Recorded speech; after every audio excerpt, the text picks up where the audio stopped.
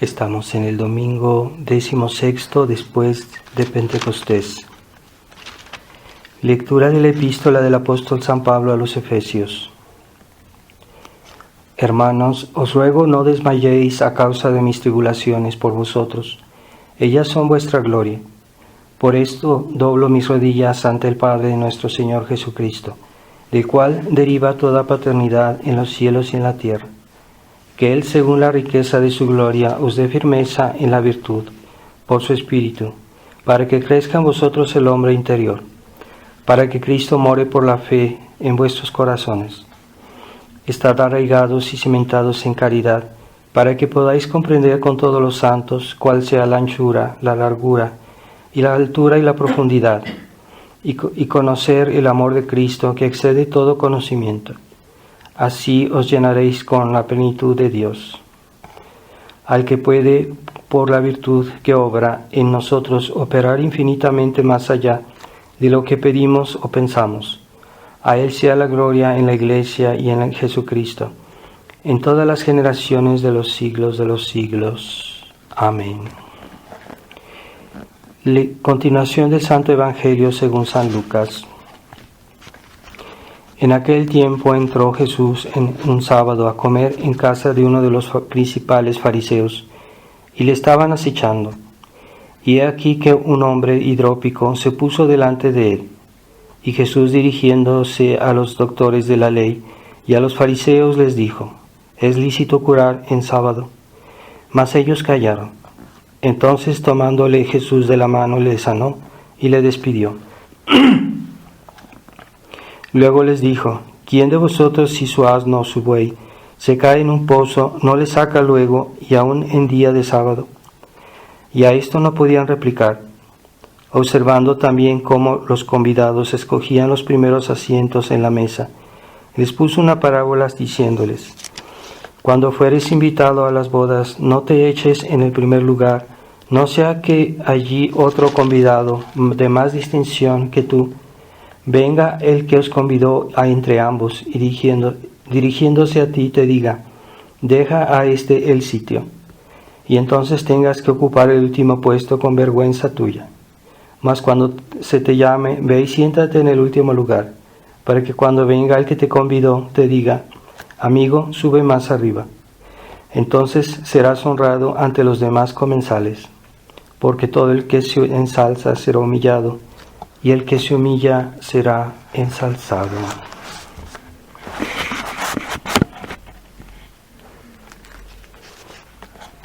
En el nombre del Padre, del Hijo y del Espíritu Santo. Amén. Ave María Purísima, sin pecado concebida.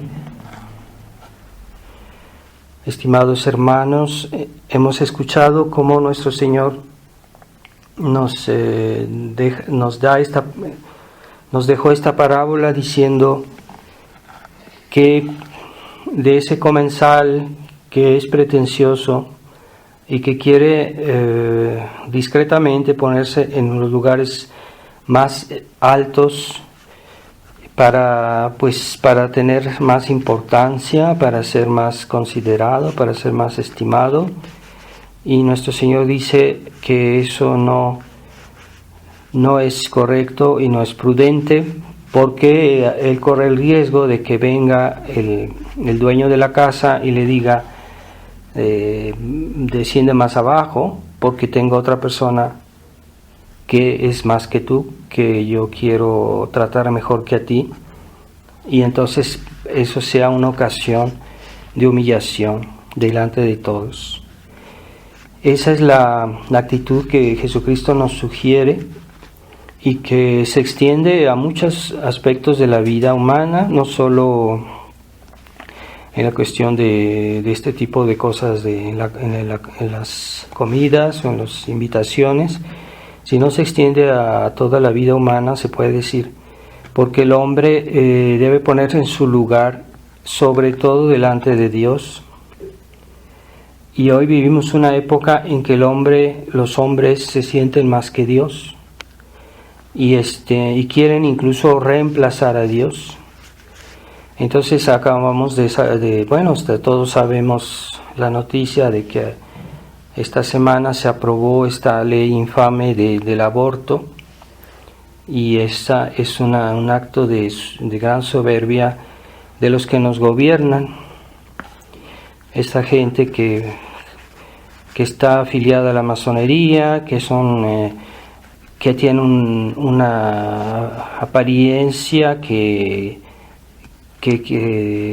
no es la realidad, y que están destruyendo a nuestra nación y están destruyendo todos nuestros valores cristianos. Entonces esta gente cree que tiene todo poder, cree que todo lo sabe, pero eso no se debe entender solo de los políticos corruptos. Se puede extender también a la vida de todos los días. Hoy hay la gente es muy arrogante y cree que puede todo y que sabe todo. Entonces eso lo vemos todos los días. Es una mentalidad que se ha extendido en toda la sociedad. Es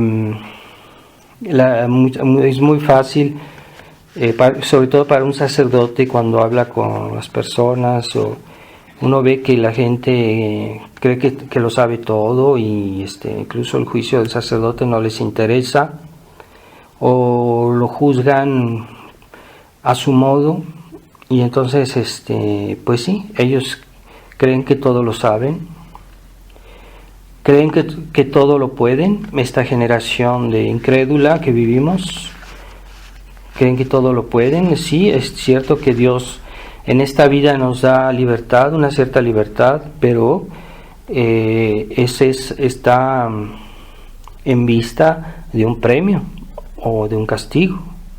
Pero esa libertad no es arbitraria, no debe ser arbitraria. No es la libertad de hacer el mal, sino es la libertad de hacer el bien.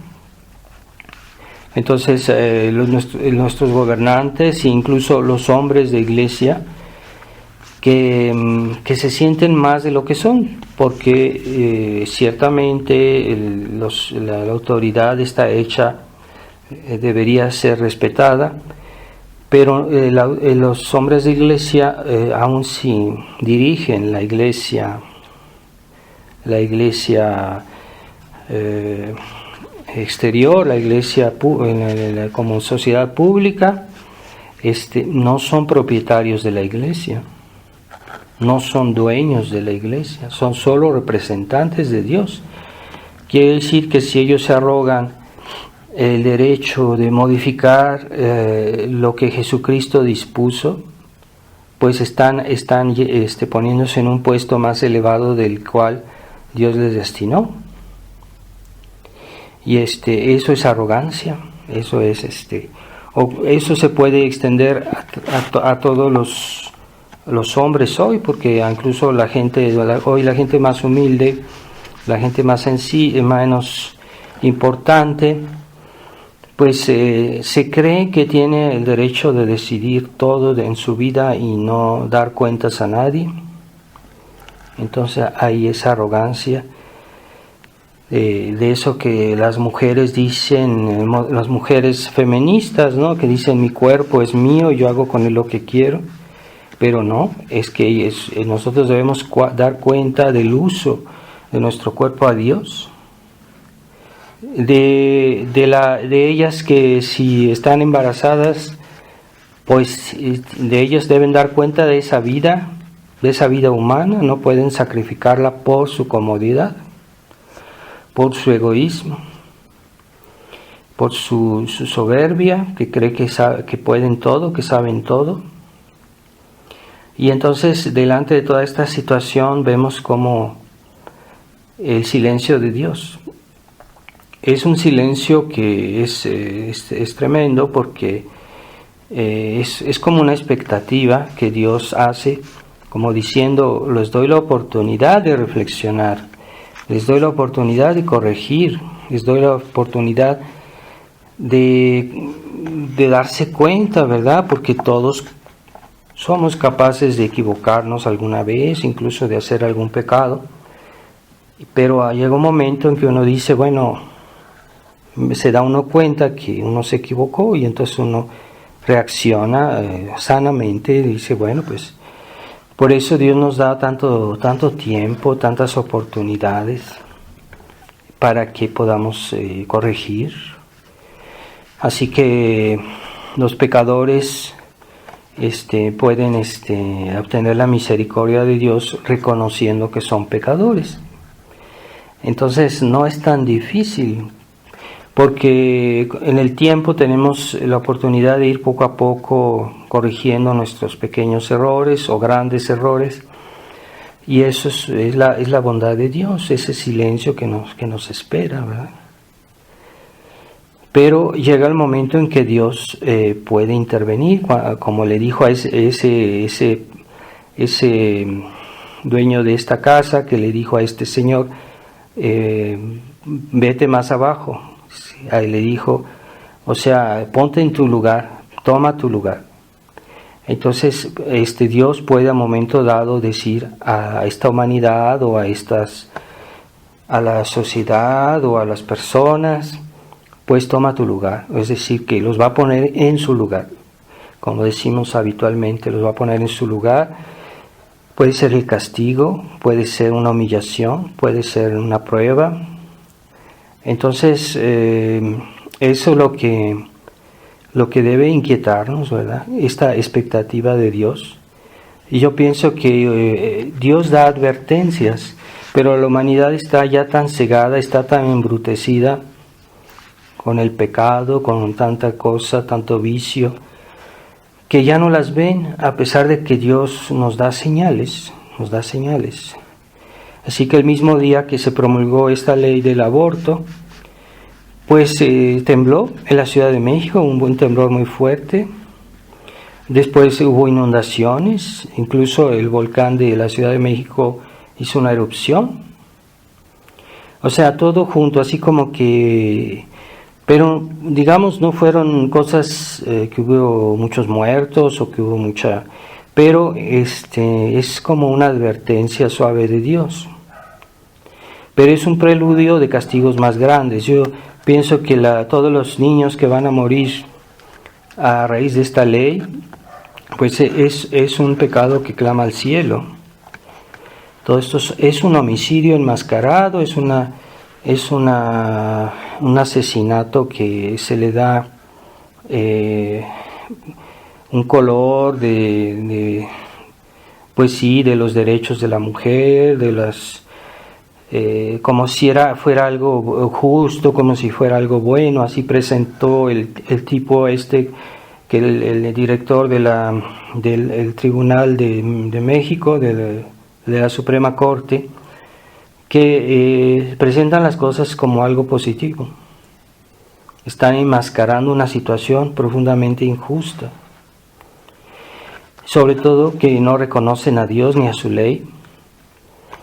Y pero eso va a tener un término desgraciado, porque cuando Dios los castigue o Dios castigue a la sociedad pasiva, porque en general la gente no dice nada, no hace nada, nomás tal vez algunos critican un poco, pero que haya una acción pública contra todo eso, pues no se nota, no se ve nadie, no se ve nada realmente eficaz. Entonces, toda esta pasividad de los católicos, digámoslo bien, de los católicos liberales, que son hoy la mayoría de los católicos son católicos liberales, que antes era una minoría, en otros tiempos los católicos liberales eran una minoría. Por eso hubo guerras, porque los católicos todavía tenían un espíritu, tenían un sentido de la verdad, un sentido del bien y del mal, y por eso hubo guerras. Entonces, en el siglo XIX, cuando los católicos pelearon contra los liberales, pues había guerras porque los católicos defendían su religión, su país. Pero ahorita ya no hay guerras porque la gente ya es pasiva completamente. Se limitan a criticar y no son capaces ni decir el rosario, las peticiones de la Virgen de Fátima. Se les parece muy pesado decir el rosario, como que no tienen tiempo. Entonces, no tiene una acción cívica contra todo eso, ni siquiera una vida de oración, y tampoco ni siquiera una vida de conversión, porque esos católicos liberales están acostumbrados a vivir en la impureza, en una vida ligera, en las diversiones, en las fiestas. Entonces, no es esa gente la que va a restaurar la iglesia. Entonces, lo que va a pasar va a ser una gran purificación. Es lo que así va a terminar todo. Va a haber mucha gente que va a morir, porque por la fuerza de los hechos lleva a eso. Y ahorita nos estamos dirigiendo al comunismo, porque como que digan lo que quieran, pero toda esta campaña de las vacunas, estas vacunas que son un veneno, que son un atentado contra la sociedad, son una manera de llevar al comunismo. Cada vez hay más control del Estado, control en todos los campos. Eso es comunismo. Comunismo cultural, comunismo político. Y el hombre, las personas ya no ven eso, ya no ven el peligro de tantos males, ¿verdad? También porque la iglesia, los hombres de iglesia han callado y ya pues ya no dan advertencias, no dan alarmas. El Papa Francisco solo habla del aspecto positivo de lo que estamos viendo en este mundo y no denuncia. Es más, él toma parte por los mundialistas, por las consignas y las directivas de los mundialistas.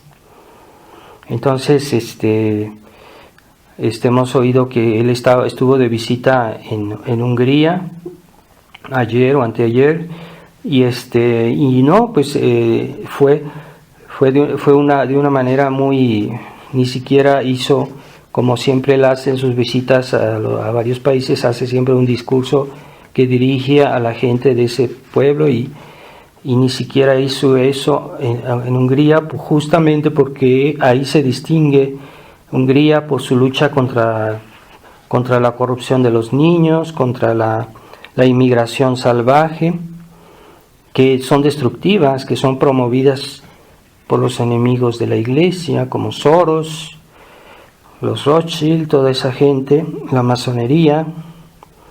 Y entonces él, con esa gente que hace algo, él se comporta de una manera fría y casi agresiva. Entonces, ahí se ve, ¿verdad?, que para quién trabaja él. Y él también se cree que es dueño de la iglesia, porque ya acaba de decir que los mandamientos no son importantes. Entonces, ¿qué quiere decir? Ya está suprimiendo todos los bastiones que son una garantía, todos los principios fundamentales de nuestra religión. Si los mandamientos no son una cosa absoluta, no son un principio de nuestros actos, entonces todo se justifica. Él está destruyendo todo lo poco que queda. Él está vaciando la iglesia de su substancia. Nada más ha guardado la fachada, la estructura de la iglesia, pero utiliza esta estructura para perseguir a los pocos que todavía más o menos son conservadores. Yo no digo que son tradicionalistas, son conservadores.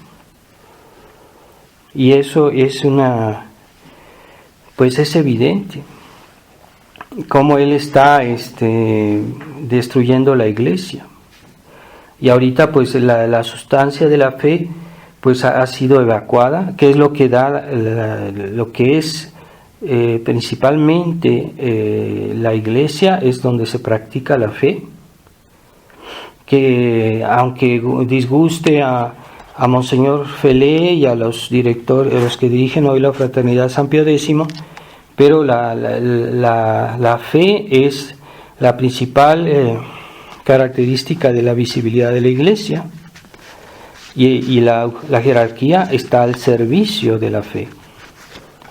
No es lo contrario. Entonces, si la jerarquía o los hombres de iglesia se rebelan contra la fe, pues no hay que obedecerlos y no se puede meterse bajo su jurisdicción, su obediencia, porque ellos siguen todavía ese camino de un acuerdo práctico con Roma, sin que Roma se convierta, cuando en otros tiempos se hablaba de que no se podía hacer un acuerdo práctico, pero ellos mismos cambiaron de opinión. También es posible verificar en las conferencias y sermones tanto de Monseñor Felé como de Padre Smithberger antes del año 2000, y ellos explicaban muy bien por qué no se puede hacer un acuerdo con Roma. Daban todos esos argumentos que hoy los sacerdotes de la verdadera resistencia dan para decir por qué no podemos ponernos bajo la tutela de Roma actualmente. Pues ellos los daban, basta releerlos. Entonces, ¿qué pasa? Se están contradiciendo, pero es muy saludable a veces reconocer que uno se equivoca para poder corregir, por el bien de todos, primero para gloria de Dios. Yo personalmente, yo no considero que en toda mi vida haya sido infalible, y yo considero que sí he cometido algunas veces un error, pero Dios me ha dado la oportunidad de corregir. No soy infalible. Monseñor Lefebvre también, yo incluso públicamente, él reconoció algunas veces que se había equivocado, pero eso le permitió de corregir, ¿verdad? Pero vemos que los que dirigen la fraternidad, especialmente Monseñor Felé, nunca reconoce sus errores incluso prácticos, y tienen mucha solicitud por su reputación, pero para que no sea manchada, que esté inmaculada, pero es que no está inmaculada su reputación ya. Lo quiera reconocer o no, es que no, ha cometido errores. Entonces es el momento de decir, bueno, esto no es posible, ¿verdad? No es posible estar bajo la tutela de un hombre que ya no tiene la fe católica. No se puede. Estamos en la expectativa de la intervención de Dios, porque finalmente, viendo todas las circunstancias, hoy ya no sé, la situación humanamente es insalvable, sobre todo por la pasibilidad de los católicos, que no quieren corregirse, que no quieren entender, que no quieren reaccionar, que no quieren hacer nada. Y está bien, algunos rezan, pero no es suficiente rezar. Hoy no es suficiente rezar, hay que actuar, hay que defender a la sociedad cristiana, hay que defender a la Iglesia, hay que ayudar a los sacerdotes que todavía tratan de salvar algo, y hay muchos fieles que no los ayudan, que nomás van a misa pero no los ayudan. Tal vez sí los critican, o tal vez son gente que está acostumbrada a exigir pero no a dar. Entonces están llenos de sugestiones, de sugerencias para decirle a los padres: usted debe hacer esto, usted debe hacer así, usted no debe hacer esto, pero que le ayuden o que lo sostengan con sus palabras, con sus hechos, materialmente. No lo hacen. Entonces ese tipo de gente es una carga para los sacerdotes. No es como ellos creen, que uno está honrado de tenerlos ahí como si fueran una maravilla estas personas, y no es suficiente que estén ahí. Entonces esa necedad de los católicos liberales, pues es lo que ha dejado que el mal se extienda y que la Iglesia sea eclipsada. Entonces hoy los católicos son muy perezosos, Así que no hacen nada y están esperando que el sacerdote haga todo. Y si no hace todo lo que ellos quieren, como a ellos les gusta, como ellos quisieran, entonces es un mal sacerdote y lo están criticando por atrás. Entonces eso es destructivo. Ese tipo de gente es mejor perderlos que encontrarlos, porque destruyen lo poco que un sacerdote puede edificar. Y en estos días también se supo que todos las congregaciones acuerdistas, a raíz de esta nueva decreto del Papa que les está quitando pues las prerrogativas que antes les habían prometido, están ahora viendo que están ahora en un gran desengaño, porque ellos confiaron en la iglesia oficial y ya vemos los frutos, que los han traicionado, que los han abandonado. Y el padre Iglesias, en un artículo que salió en internet hace poco, el padre es un padre de la fraternidad, es más o menos como el que es comisionado por los superiores para decir un poquito la posición de la fraternidad. Pues critica en cierta manera los que ellos no hablan, hace una crítica de estas gentes que se reunieron hace poco en Francia.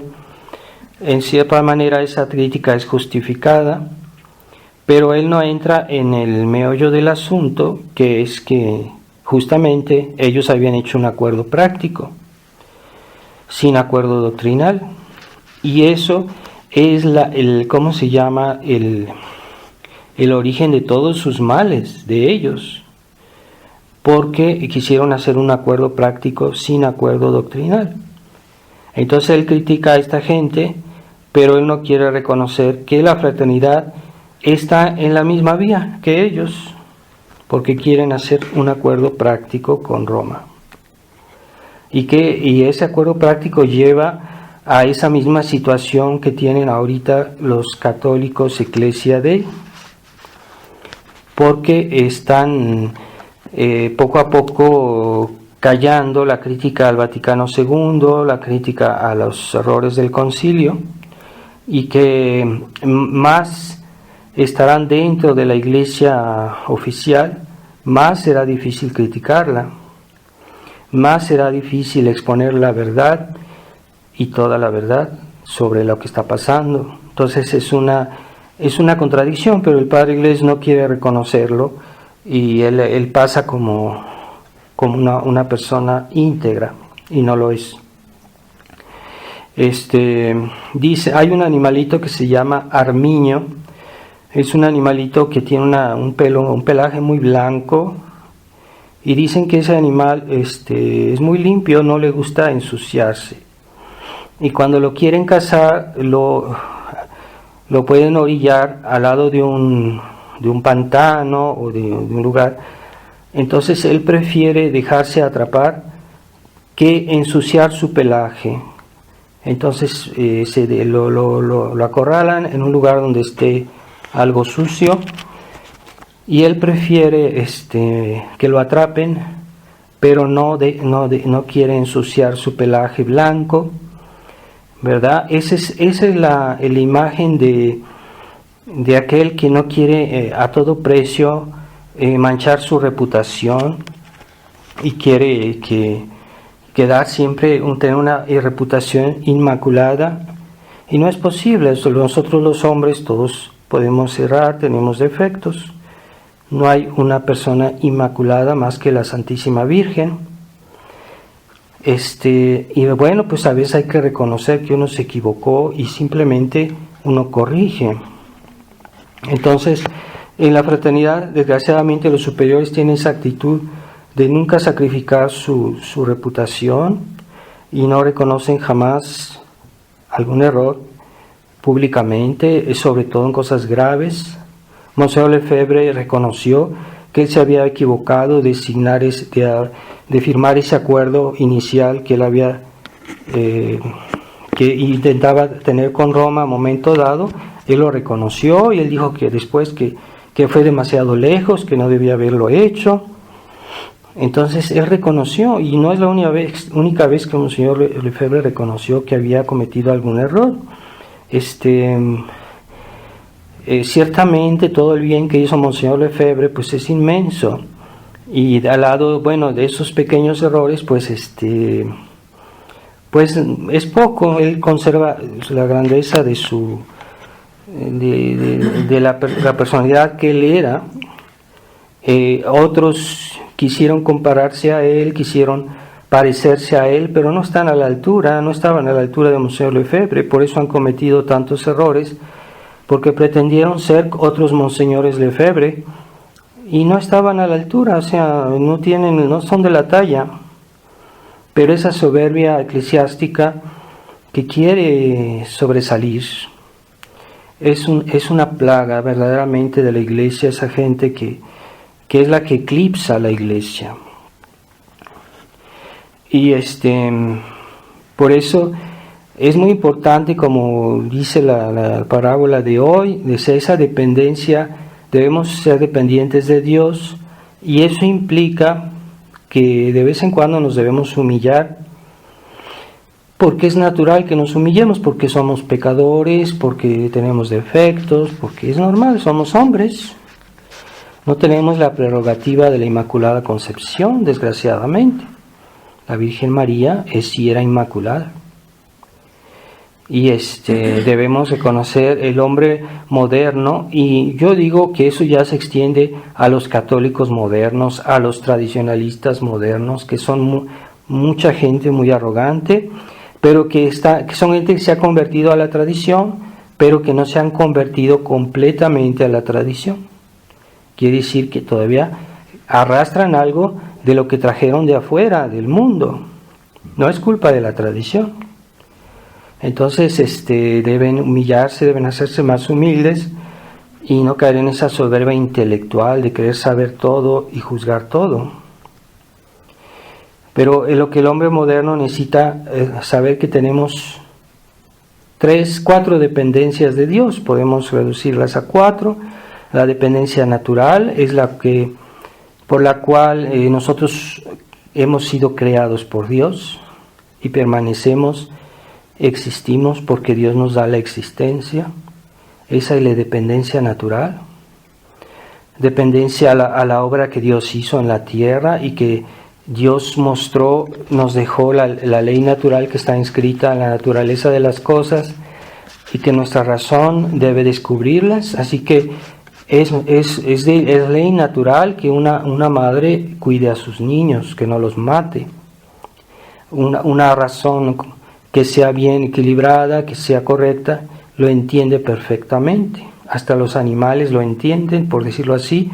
Las bestias cuidan a sus cachorritos y hasta dan la vida por ellos, pero que un ser humano no entienda eso, pues es pecado, es gravísimo. Entonces el hombre actual no quiere reconocer su dependencia natural de Dios. También está la dependencia de la gracia, es decir, que todos nuestros actos buenos que podamos hacer son posibles porque Dios nos da la gracia de hacerlos.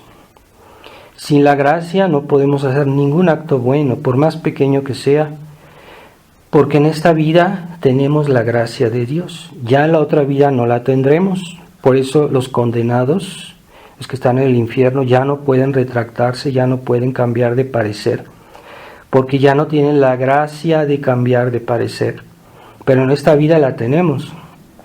Y por eso esta vida es un drama, porque en tan poco tiempo se decide toda una eternidad. En poquísimo tiempo. Esta vida es muy corta si se la compara con la eternidad. Es insignificante con la eternidad. Entonces es dramática esta vida porque todo lo que hacemos tiene una consecuencia eterna. Bueno, los católicos no quieren reconocer plenamente esta dependencia y quieren hacer su parecer, su capricho. Después está la dependencia de la providencia, quiere decir que Dios provee en todas las cosas no cae la hoja del árbol sin que Dios lo permita. No quiere decir que Dios quiere el mal, pero a veces lo permite y no sucede más de lo que Él lo permite. Entonces todo está dentro de la providencia de Dios. Nada escapa, nada escapa.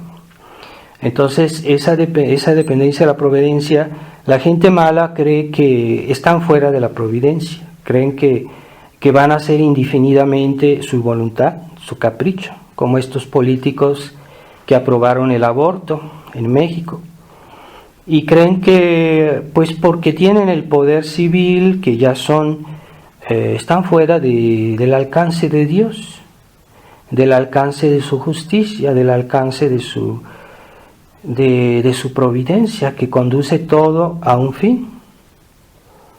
Entonces, como decía San Agustín, Dios permite a los malos, o es para que se conviertan, o es para que los buenos se santifiquen, pero no es para otra cosa. Si los malos existen es por esas dos razones nada más. Entonces cuidado la arrogancia de la gente, o a esos católicos que creen que pueden tener una vida paralela con su vida cristiana y tienen su vida mundana al lado de su rosario, o si es que lo dicen. Entonces se dicen católicos, pero tienen una vida mundana paralela a su vida cristiana, a lo que ellos creen que es una vida cristiana, porque una vida cristiana bien concebida no permitiría esa vida mundana. Y después la dependencia del juicio divino, pero esa la veremos el día del juicio final. Y esa dependencia del juicio divino es absoluta, nadie escapa, nadie escapará. Es una dependencia total, porque el juicio de Jesús abarcará todo. Y la restauración del orden en el mundo será radical, absoluta. Entonces no hay que esperar que Dios someta su obra por las malas, porque Dios quiere someter su obra por las buenas, por su gracia, por los bienes que Dios nos hace en esta vida. Hay bastantes razones para obedecer de buena gana a Dios y para amarlo y para servirlo. Hay tantas razones. Entonces Dios nos quiere someter por el amor, y es lo más fácil, lo más bello, pero los que no se someten por el amor tendrán que someterse al juicio de Dios. Y por último, no olvidemos que en esta época hay muchos católicos que ven todo lo que pasa y se inquietan y se angustian y pierden la paz. Entonces hay que tener mucho cuidado con eso, porque nunca debemos perder la paz, la serenidad en el fondo del alma, la confianza en Dios, en su providencia. Y digamos que esto es temporal, lo que estamos viendo es temporal, no puede ser por mucho tiempo. Así que hay que conservar la serenidad, porque el que pierde la serenidad toma malas decisiones, pierde la confianza, se aleja de Dios. Entonces no perdamos la paz, no queramos sustituir a Dios, porque hay cosas que ahorita no se pueden hacer. Hay personas que luego quieren, padre, hay que hacer esto, hay que ir acá, hay que ir allá. No es necesario. Ahorita estamos en una situación que hay que salvar lo que es salvable. Cuando hay una casa que se incendia, pues uno rescata primero las cosas más importantes, lo demás tal vez se perderá. No es que nosotros lo queramos, pero es que a veces no se puede. Y si uno pretende más de lo que uno puede perder la paz, puede perder la vida espiritual, puede desviarse, ¿verdad? Entonces, no es necesario hacer tanto, ¿no? Y aquellos fieles que quieren hacer de más están en peligro, y que a veces quieren que el sacerdote los siga en su locura, en su pérdida de paz, en su activismo. Pero no, hay que proceder con paz, con serenidad, y sí hay que tratar de edificar, pero no a más allá de lo que está en nuestras fuerzas. Como dicen, el que mucho abarca, poco aprieta, es decir, no podemos hacer más que a un cierto punto, no podemos hacer más. Entonces, cuando uno es pretencioso, entonces uno pierde la gracia y uno pierde la paz. O primero pierde la paz y después pierde la gracia. Y bueno, hay que recordar que hoy es la fiesta del Santo Nombre de María, entonces es una oportunidad por invocar su nombre, su intercesión, y como ella vino a Fátima a darnos los remedios, pero casi nadie la escuchó, ni los católicos, muchos católicos tradicionalistas, que yo pienso que eso es un pecado, el hecho de no escuchar a la Virgen. Tanto tiempo que lo sabemos, y hay muchas familias que tradicionales que nunca han hecho los primeros sábados, ni sus hijos, que no rezan el rosario porque no tienen tiempo, pero sí se quejan. O sea, si pudiéramos calcular el tiempo en que se la pasan quejándose, pues podrían decir hasta 3 rosarios al día. Esas quejas no sirven de nada, o sea, hay que hacer algo concreto, es lo que sirve realmente.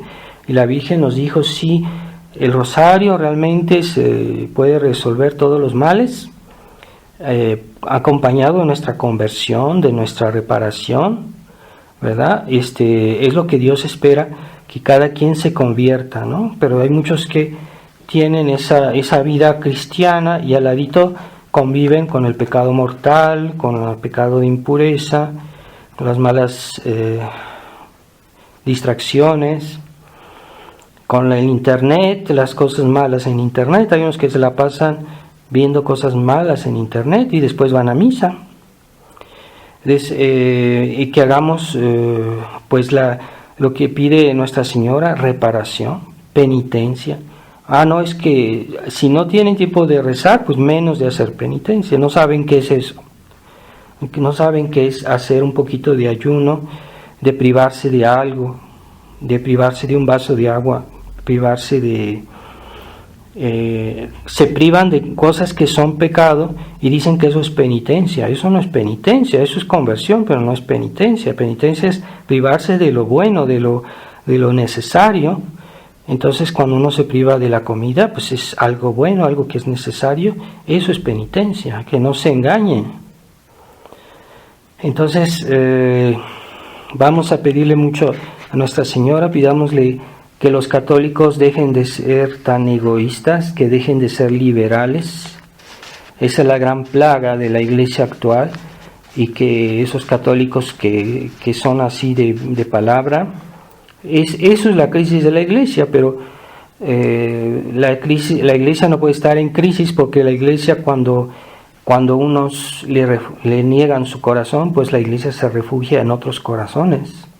Pero la Iglesia está ahí donde realmente se cree, donde realmente se vive la virtud, donde realmente se ama a Dios. Pues esos católicos liberales no son representativos de la Iglesia. Esos, en la medida que están en el mal, no representan a la Iglesia. Por eso, cuando se habla de la crisis de la Iglesia, no es la crisis de la Iglesia, es la crisis personal de aquellos católicos que son malos católicos. Pero la Iglesia no puede estar en crisis. Pero es la gran cantidad de católicos que hay hoy que está en crisis, porque no están plenamente dentro de la Iglesia como debiera ser. Ahí está el problema. Entonces, el mundo occidental está enfermo desde hace siglos, pero no es por la Iglesia, es porque los católicos son tibios, porque los católicos son liberales. Ahí está por qué no se arreglan los problemas en el mundo, por qué no los países cristianos no salen adelante, porque los católicos no se quieren convertir y no ven la necesidad de convertirse. Creen que así como están bien. Si uno les dice, güey, tus pecados, dicen, no, es que yo no tengo pecados. Y viven de una manera completamente extraviada. pero ya no ven, o sea, es una ceguedad tremenda, eso que viven en ese estado y no lo ven. Es ceguedad por la soberbia de creer que están bien, de creerse algo y no son. Ni siquiera son dignos del cielo si viven en pecado mortal, pero ellos se sienten dignos de todos, tienen todos los derechos, hasta sus derechos eclipsan los derechos de Dios. ¡Qué desgracia! Pidámosle a la Virgen que nos proteja. A la Virgen, vamos a pedir aquí, especialmente en esta misa, a la Virgen de Guadalupe, en espíritu de reparación, que tenga piedad de nuestro país y que ciertamente este mal de esta ley del aborto es un gran mal, pero en el fondo esto no pasaría si los católicos fueran lo que debieran ser y no lo son, desgraciadamente. Ave María Purísima, sin pecado concebida, en el nombre del Padre, del Hijo y del Espíritu Santo. Amén.